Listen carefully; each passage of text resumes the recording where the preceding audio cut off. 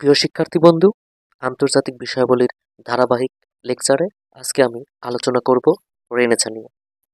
Renaissance ফরাসি শব্দ, এর বাংলা প্রতিশব্দ পুনর্জাগরণ।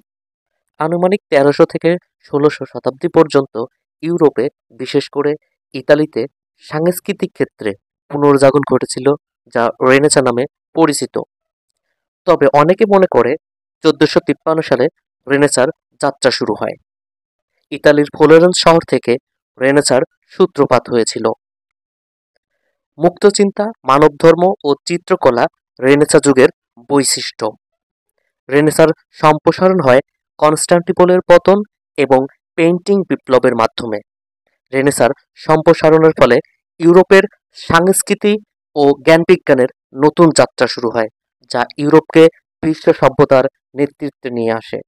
রেনেসাঁর বরপুত্র বলা হয় নিকোলা ম্যাকিয়াভেলিকে।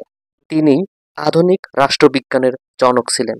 তার একটি বিখ্যাত গ্রন্থ দ্য প্রিন্স। রেনেসাঁর অগ্রদূত লিওনার্দো দা ভিঞ্চি।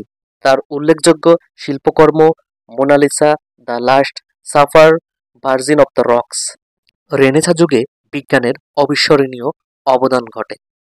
কোপার্নিকাস ছিলেন রেনেসাঁ যুগের বিজ্ঞানী। পৃথিবী সূর্যের চারিদিকে ঘোরে, এই সত্য তিনি আবিষ্কার করেছিলেন। এই যুগে গ্যালিলিও সর্বপ্রথম দূরবীক্ষণ যন্ত্র ও দোলক, এবং স্যার আইজাক নিউটন তার বিখ্যাত মহাকর্ষ নীতি আবিষ্কার করার মাধ্যমে জ্ঞান বিজ্ঞানের ক্ষেত্রে যুগান্তর ভূমিকা রাখেন।